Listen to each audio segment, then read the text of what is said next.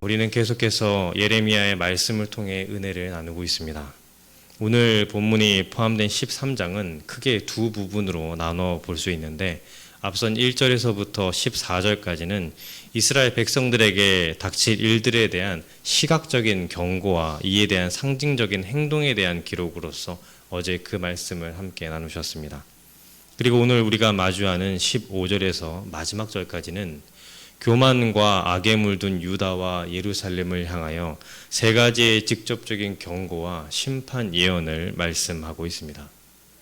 예레미야는 이스라엘의 왕권이 무너질 뿐만 아니라 수많은 사람들이 포로로 잡혀갈 것이고, 더불어 그들이 동맹국이라 여겼던 대제국은 어느 순간 적국으로 변하여 그들을 침공할 것을 선포합니다. 그리고 이러한 예언은 주전 600년 이후 격변하는 이스라엘의 상황의 내용들을 통해서 우리는 목도하게 됩니다. 먼저 15절에서부터 17절까지의 말씀은 유다의 교만을 금하는 첫 번째 경고로서 그 시작을 이렇게 말하고 있습니다. 본문 15절입니다. 너희는 들을지어다, 귀를 기울일지어다, 교만하지 말지어다, 여호와께서 말씀하셨습니다. 아멘. 우리가 보기에 비교적 완곡하게 번역된 이 표현은 원문을 보면 사실 명령형으로서 당시 이스라엘이 하나님의 말씀에 얼마나 귀를 기울이고 있지 않았는지를 아주 여실하게 보여줍니다. 그렇다면 그들은 왜 하나님의 말씀에 귀를 기울이지 못했을까요? 선지자는 유다가 여호와의 말씀을 결코 듣지 않고 귀를 기울이지 않았던 것이 그들이 교만하였기 때문이다라는 사실을 함께 고발합니다. 하나님 앞에 교만한 것은 피조물로서의 자신의 정체성을 상실한 것이며, 자신의 정체성을 상실하기 시작할 때에 죄의 시작이 되기 때문입니다. 실제 에덴 동산에서 아담과 하와의 범죄 역시 자신의 눈이 밝아져 하나님과 같이 되어 선악을 알려는 그 교만으로 인해서 시작되었음을 우리는 잘 알고 있습니다. 그렇기 때문에 선지자는 하나님의 음성을 가로막는 교만을 내려놓고 하나님의 명령을 들을 것을 명령하는 것이며, 그것이야말로 그들이 살 수 있는 오직 유일한 한 길임을 강조하는 것입니다. 하나님 역시 유다에게 바라시는 것은 16절의 기록과 같이 여호와께 영광을 돌리는 것이기에 그들에게 기회를 주십니다. 그러나 유다의 암울한 시대가 임하기 전 하나님께 영광 돌리는 삶을 살기를 바라시는 그 하나님의 마음과는 달리 교만한 유다 백성은 전혀 깨닫지 못했습니다. 그렇게 동족 유다의 교만을 바로 지근거리에서 마주하는 이 예레미야 선지자는 눈물을 흘리며 통곡할 수밖에 없었던 것입니다. 본문 17절입니다. 너희가 이를 듣지 아니하면 나의 심령이 너희 교만으로 말미암아 은밀한 곳에서 울 것이며 여호와의 양떼가 사로잡힘으로 말미암아 눈물을 흘려 통곡하리라. 아멘. 이것은 하나님의 인도하심에 따라 푸른 초장과 쉴만한 물가에 머무는 양떼처럼 영과 육이 평안을 누려야 할 그 하나님의 백성이 악한 짐승과 같은 이방 민족에게 사로잡혀가는 그 참상을 보고 눈물의 선지자 예레미야가 서름에 복받쳐 울었음을 의미합니다. 또한 동족의 참상과 더불어 여호와의 선민이 선민으로서의 면모를 보이지 못하고 이방의 수치가 되는 것에 대한 영적 슬픔이 예레미야를 온전히 사로잡았음을 의미하기도 합니다. 예레미야 선지자는 하나님의 대언자로서 하나님의 마음을 가지고 여호와의 양떼가 당하는 그 암울한 상황을 바라보며 슬퍼하였습니다. 이처럼 하나님은 당신의 백성의 교만과 죄를 그냥 방치하지 않으시고 유다의 수치를 만천하에 공개하시며 유다가 행한 음란과 우상 숭배에 대한 죄를 직접 물으신 것입니다. 사실 이스라엘 백성들에게는 그들이 살 수 있는 길이 있었습니다. 18절의 말씀과 같이 그들은 하나님께서 끌어내리시기 전에 스스로 낮아지고 내려와야 했던 것입니다. 오직 말씀 앞에 겸손으로 자신들의 과오를 인정하고 하나님의 처분에 자신들을 맡기되 또한 그 순간에서도 변함없이 그들에게 주어질 하나님의 자비만을 붙잡았어야 했었습니다. 그러나 그들은 시시각각 다가오는 재앙과 함께 또한 시시각각 주어지는 돌이킴의 기회를 결코 잡지 못했습니다. 그리고 이러한 그들의 모습은 오늘을 살아가는 우리에게도 스스로를 낮추어야 하는 이유가 무엇인지를 깨닫게 합니다. 물론 오늘 우리는 예수 그리스도의 십자가의 은혜 가운데 있기에 버려졌던 당시의 백성들과는 조금 다른 자리에 있습니다. 그러나 우리의 신분이 보장되는 것이 우리의 백성된 의무가 면제되는 것은 아니라는 것입니다. 우리는 주어진 삶의 자리 가운데에 늘 하나님의 백성의 면모를 보여야 하는 사명이 있는 것이죠.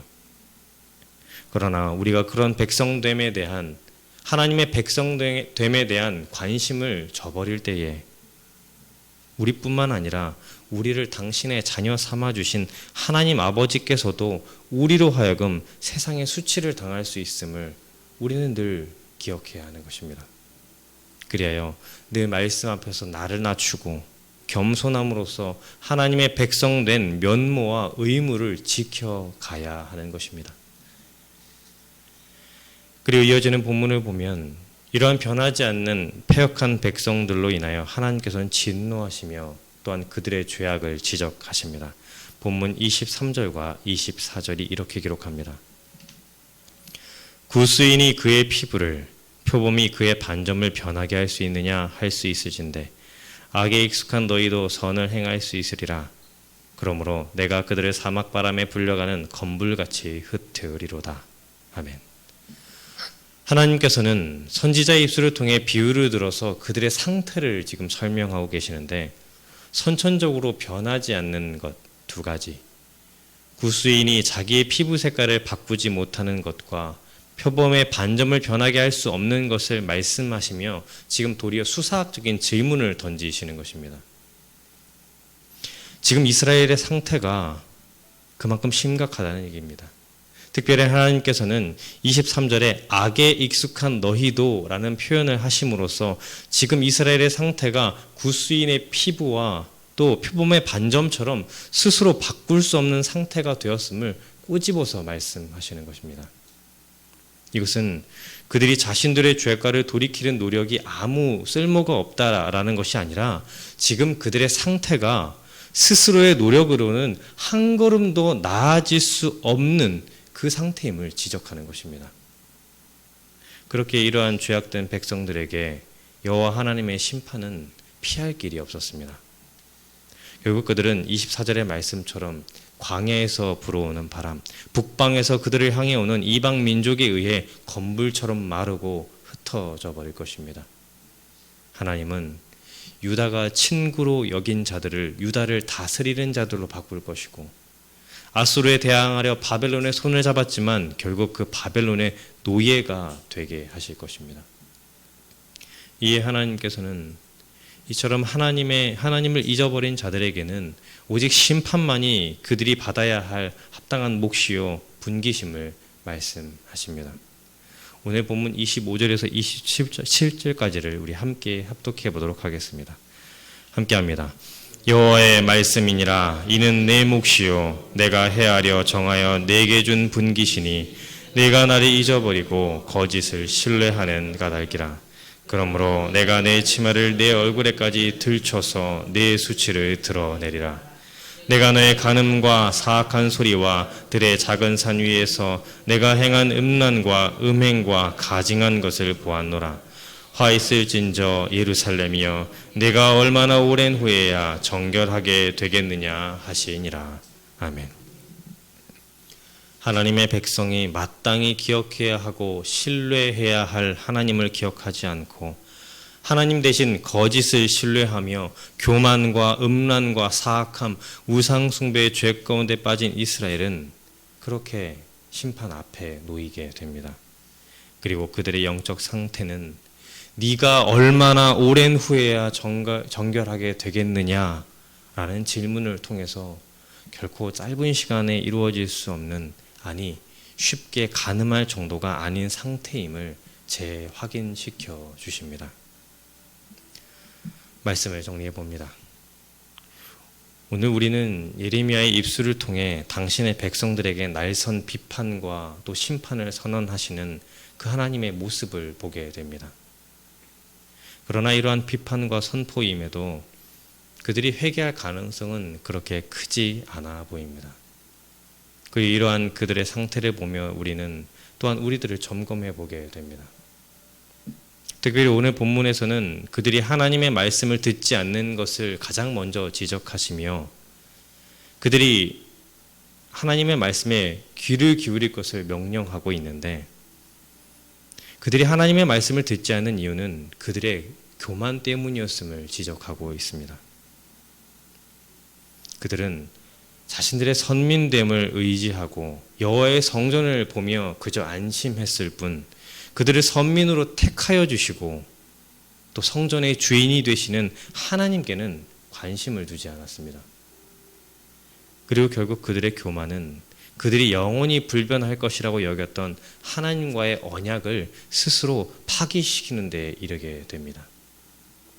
하나님이 왕이 되시고 우리는 그의 백성이 되는 것이 언약의 핵심 아니겠습니까? 그러나 스스로 하나님의 자리에 올라 하나님의 말씀을 듣기보다 나의 소리만을 들으니, 하나님을 의지하기보다 이방 열강을 의지할 뿐이니 그 언약은 파기될 수밖에 없었습니다. 결국 그들은 패망을 자초한 것입니다. 우리가 잘 아는 잠언 16장 18절은 이렇게 기록하고 있습니다. 교만은 패망의 선봉이요 거만한 마음은 넘어집의 앞잡이니라. 아멘. 이에 오늘 본문을 비추어 보면 이스라엘 백성들은 어쩌면 이 말씀의 전형을 보여준 것과 다름없지 않은가 생각해 보게 됩니다. 그리고 이를 통해 우리의 행할 바를 또한 숙고해 봅니다. 사랑하는 성도 여러분, 교만은 멀리 있는 것이 아닙니다. 당시 이스라엘 백성들 역시 자신들이 하는 행위들이 결코 교만의 죄악이라 패망으로 가는 지름길이라고 생각하지는 못했을 것입니다. 이에 우리는 우리의 마음이 온전히 백성된 자리, 자녀된 자리에 있는지를 늘 살펴봐야 하는 것입니다. 교만은 스스로의 말에 귀를 기울이고 그 소리를 하나님의 말씀보다 앞세우는 것에서부터 시작합니다. 그렇게 바라기는 우리가 스스로를 말씀 앞에서 살피고 나의 행위와 삶이 온전히 하나님의 영광과 그 성품을 드러내고 있는지를 인지하며 겸손한 자로 살아갈 수 있기를 소원해 보는 것입니다. 아무쪼록 이런 말씀 앞에서 겸손하게 나를 돌아보아 주어진 삶의 자리에서 복된 그 언약의 백성으로 살아가는 그러한 저와 여러분이 되시기를 간절히 기원합니다. 기도하겠습니다. 하나님 아버지, 이 땅 가운데 하나님의 자녀, 하나님의 백성으로 살게 해주시니 감사합니다. 바라기는 이 땅을 살아가는 가운데 주님의 말씀만을 나의 삶의 이정표로 여기며 주님의 마음을 깨달아 그 기뻐하시는 뜻대로 살아가는 우리 모두가 되게 하여 주옵소서. 오늘 말씀을 마주하며 우리 또한 쉽게 빠질 수 있는 교만의 자리가 있다는 것을 보게 됩니다. 하나님의 자녀요, 백성된 우리의 자리를 늘 확인하여 그 자리를 잘 지키게 하시고 오직 말씀 앞에서의 겸손과 순종으로 우리의 신앙의 매무새를 고치며 살게 하여 주옵소서. 오늘도 새벽을 깨워 이 자리에 나온 모든 걸음을 긍휼히 여기시사 아버지께서 베풀고자 하시는 복을 주시고 주어진 삶 속에서 주님의 돌보심으로 살아가는 주의 자녀 되게 하여 주시기를 소원하며 이 모든 말씀 예수 그리스도의 이름으로 기도하옵나이다. 아멘.